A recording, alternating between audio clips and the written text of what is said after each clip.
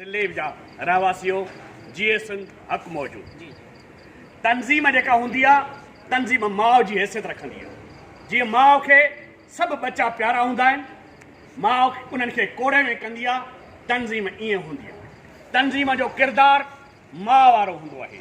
जे लतीफ़ चयो आहे त जे भाई वस चरां त साण संघारनि लॾ हाने संधी हॾ कूड़ न सुणी कूक न सुणी कॾहिं चई जॾहिं संघार ताईं पाण में गॾिजी वेंदव, मुतहद थींदव, गॾु थींदव त तव्हांखे का बि तकलीफ़ अहंज कोन थींदो। इन करे तंज़ीम जा पंहिंजा उसूल हूंदा आहिनि, तंज़ीम जा पंहिंजा प्रिंसिपल हूंदा आहिनि। तंज़ीम डिसिप्लिन जो नालो आहे, तंज़ीम सही सिमत में हलण जो नालो आहे, तंज़ीम एक्चुअल तहरक ऐं जदोजहद जो नालो आहे। पर तंज़ीम में इख़्तिलाफ़ राय रखी सघिजे थो, पर उहो दोस्तनि सां गॾिजी जेका दोस्तनि जी गॾियल सलाह हूंदी आहे उनखे एप्रिशिएट कबो आहे। तंज़ीम इनखे चइबो आहे। तंज़ीम वन मैन शो जो नालो न आहे, तंज़ीम उॾाम ऐं उछल ॾियण जो नालो न आहे, पर तंज़ीम दोस्तनि खे गॾु कठो खणी हलण जो नालो आहे। इन करे कुझु दोस्तनि उहा उॾाम शुरू कई। डॉक्टर साहब असां लाइ हर सिंध जो माण्हू इज़त लाइक़ु आहे, इज़त घुरिजे, उनखे इज़त ॾियणु असांजो फ़र्ज़ु आहे। पर जेको माण्हू तंज़ीम खे, बिरादरीअ खे, कुड़म खे, कुटुंब खे नुक़सानु पहुचाईंदो उनखे पासीरो ज़रूरु कयो वेंदो। ऐं डॉक्टर साहब जो रवैयो इंतिहाई ॾुखारो। डॉक्टर साहब इलाही चकर अना जी जंग अख़्तियार कई। हाजी साहब ऐं ॿियनि असां वेही साईं बाबर साहब जे ऑफिस में, साईं उमर दराज़ जे ऑफिस में वेही जॾहिं इख़्तिलाफ़ ॿुधाई त इख़्तिलाफ़ को कोन हो। इख़्तिलाफ़ हुयो त बाबा जीअं आऊं चाहियां, माना वन मैन शो ते तंज़ीम कान हलंदी आहे। उहो वॾेरो हलंदो आहे, जागीरदार हलंदो आहे, पीर हलंदो आहे, भोतार हलंदो आहे। भोतार जे गॾु तंज़ीम हलाइणियूं आहिनि त पोइ असांखे कहिड़ी ज़रूरत आहे त हीअ असीं बिरादरीअ खे गॾे ऐं बिरादरीअ खे खणी उन्हनि खे ईअं खणी हलूं। इन करे असां बिरादरीअ खे इन लाइ खयो आहे त जीअं बिरादरीअ खे सिंध जे अंदरि हिकिड़ी आइडियल बिरादरी बनायूं ऐं हिन खे फलाह, बहबूद ऐं भलाईअ वारी तंज़ीम बनायूं, न की असीं आहे त असीं ॿियनि सां विढ़ूं ऐं झेड़ा कयूं ऐं अनाउनि जी जंग करियूं। उन करे अनाउनि जी जंग खे ख़तमु करिणो आहे। उन ई तंज़ीम खे हिन वे में हलाइणो आहे जीअं असांखे लतीफ़ चयो आहे त वाको हॾमल आहे कर सॾनि मथे सॾड़ा मन तुंहिंजी काए सगर में सार थी।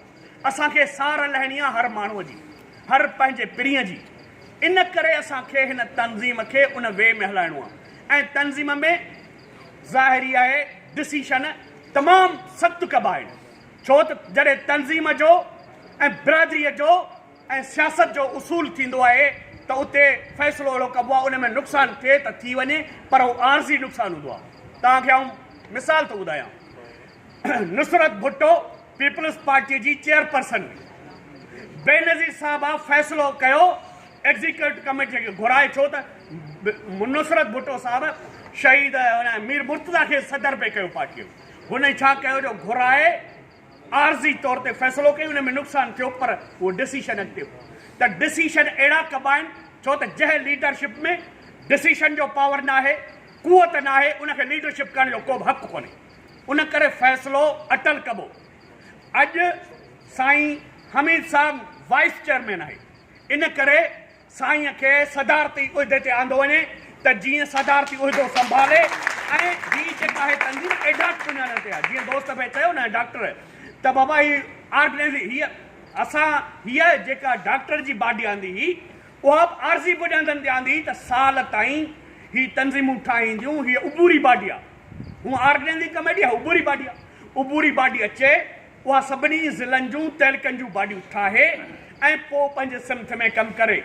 पर डॉक्टर साहब जे कुझु तकलीफ़ ॾींदड़ यार फेसबुक ते इस्तीफ़ा छॾिबी आहे छा? ॿियो कहिड़ो अकुल आहे, कहिड़ो सेंस आहे त फेसबुक ते हिकिड़ो माण्हू इस्तीफ़ा छॾे? इन खां वधीक तंज़ीम खे बिरादरीअ खे कहिड़ो नुक़सानु पहुचाए? इस्तीफ़ा ॾियणी आहे त तव्हां पार्टीअ खे ॾियो, तंज़ीम खे ॾियो। उन करे हुन माण्हूअ तव्हां खां ला तलकी कई आहे ऐं असांखे हुन लाइ इज़त रहंदी।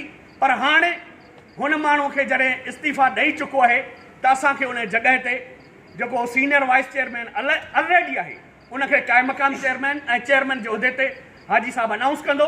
ऐं मुंहिंजी तजवीज़ आहे त सदारत जे उहिदे ते साईं हमीद साहब पोलाइट माण्हू, मोहबती माण्हू, हिन सॼी सियासत हिन मांडाण खां वाक़ुफ़ु आहे, उनखे इन उहिदे ते रखियो वञे ऐं तंज़ीम साज़ीअ जे हवाले सां कासमाबाद